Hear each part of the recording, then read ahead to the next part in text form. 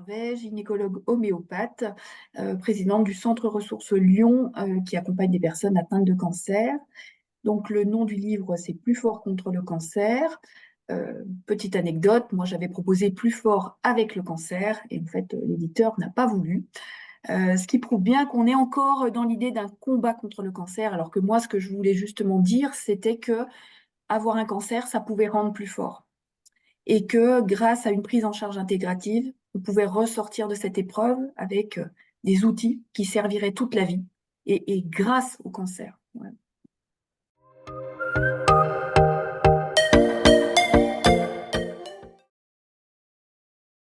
Je l'ai coécrit avec une journaliste qui s'appelle Frédérico Dasso et en fait, on avait fait le constat justement que les personnes atteintes de cancer cherchaient un petit peu partout des solutions.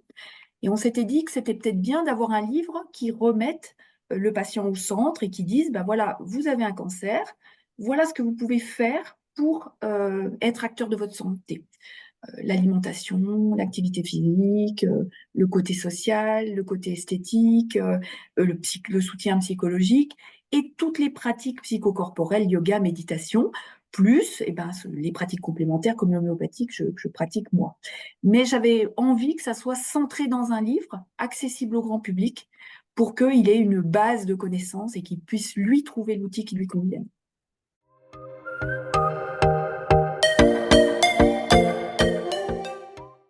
Le grand public, alors à la fois pour les personnes atteintes de cancer, mais je sais qu'autour de moi, il y a beaucoup de personnes aidantes qui l'ont lu parce que les aidants ne sont pas très soutenus.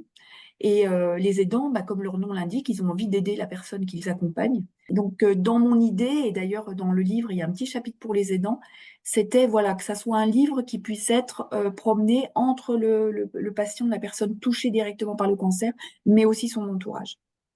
Et les professionnels de santé, parce que là encore, comme je vous disais tout à l'heure, voilà, les professionnels de santé ne connaissent pas forcément la médecine intégrative. Et c'était aussi l'idée, et donc moi je l'ai offert à des amis oncologues, qu'ils sachent que leurs patients cherchent ce type d'accompagnement et qu'ils soient proactifs aussi en disant, ben oui, ça existe, vous pouvez lire ce livre, vous verrez, on vous donnera des petites astuces, vous pouvez aller au centre ressources, vous pouvez aller à la Ligue contre le cancer. Voilà, qu'ils soient eux aussi imprégnés par ce contexte intégratif.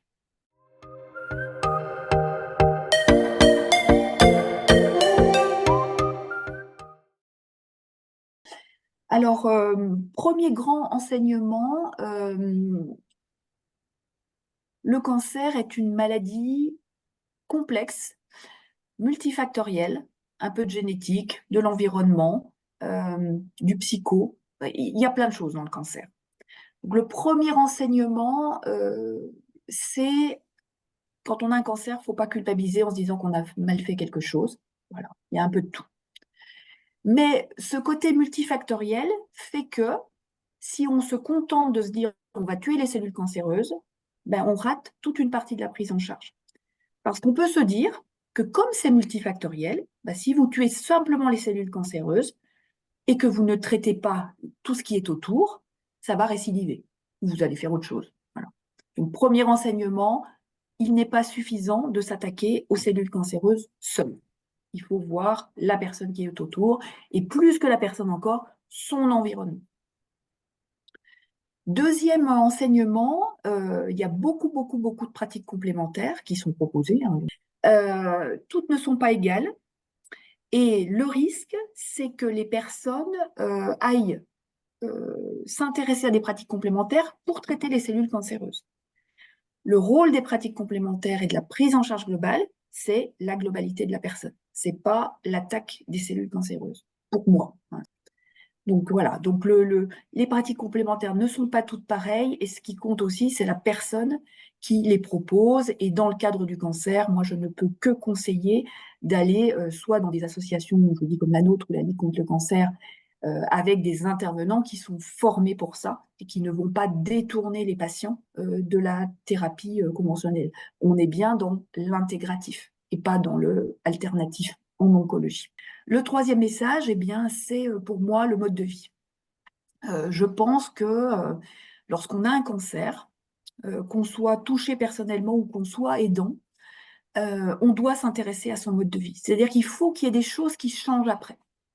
Alors moi, je ne suis pas favorable au warning, ne faites pas, ne buvez pas, ne fumez pas, ne machin, parce que si on interdit aux gens de faire tout ce qui leur fait plaisir, bah, on altère la qualité de vie et les gens vont moins bien. Mais par contre, on peut donner des pistes. Bah, on reprend les bases. Quand on mange, c'est mieux de se faire à manger avec des aliments de base. Bouger tous les jours, c'est bien. Alors, on ne vous dit pas de vous inscrire au JO, mais on vous dit juste de marcher un petit peu tous les jours, 15 minutes, 30 minutes. Si on ne fait rien, bah, on commence par ça. On peut, quand on est aidant, se dire, bah, finalement, ce que je vis au quotidien avec la personne qui est atteinte de cancer, moi, dans ma vie, comment est-ce que je peux faire aussi pour l'inciter à faire ça? Bah, on peut peut-être aller se promener tous les deux.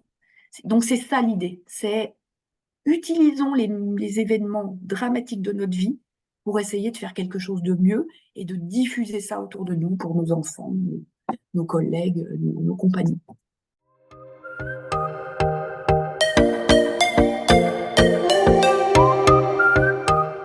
Alors, j'ai eu la chance que ce livre soit dans la bibliothèque de l'exposition qu'il y a eu sur le cancer à la Cité des Sciences. Donc, je suis allée du coup à l'inauguration. Euh, je pense que le titre fait peur. Et je pense que si on avait mis plus fort avec le cancer, il se serait mieux vendu. Parce que là encore, on a l'impression on va aller lutter contre. C'est pas du tout ce message-là que je veux faire passer. Et il faudrait vraiment rayer le contre plus fort avec le cancer. Et c'est possible. Et vraiment, c'est possible. Donc, message vraiment d'espoir. C'est ce que je vis au quotidien dans mon association avec mon équipe. Et je peux vous garantir que c'est une association où les gens atteints de cancer s'amusent beaucoup. Je terminerai par cette phrase d'une patiente qui m'a dit, bah, écoutez, je vais vous dire un truc, mais finalement, je suis contente d'avoir eu mon cancer parce que grâce au cancer, eh ben, j'ai rencontré des gens super, j'ai avancé dans ma vie, j'ai changé de boulot, j'ai découvert des outils merveilleux de pratique psychocorporelle. Et ben, merci la vie de m'avoir offert ce cancer. C'est dur à entendre, mais c'était tellement beau quand elle me l'a dit.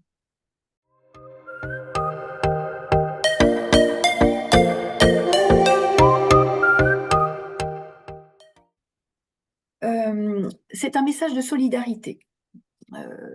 On est, on est tous unis main dans la main pour cette prise en charge globale des personnes, qu'elles soient atteintes de cancer ou de maladies chroniques ou de rien du tout. Avant la MCA, ça partait vraiment dans tous les sens. Moi, j'ai eu à un moment une grande inquiétude de voir finalement de moins en moins de médecins et des thérapeutes s'installer de partout avec des diplômes plus ou moins validés. Il faut coordonner les choses. Il faut des professionnels de santé qui soient, pas aux manettes dans le sens avoir le pouvoir, mais qui soient dans la coordination, dans les échanges. Il faut pouvoir alerter s'il y a des thérapeutes, mais aussi des médecins qui ne font pas leur métier correctement.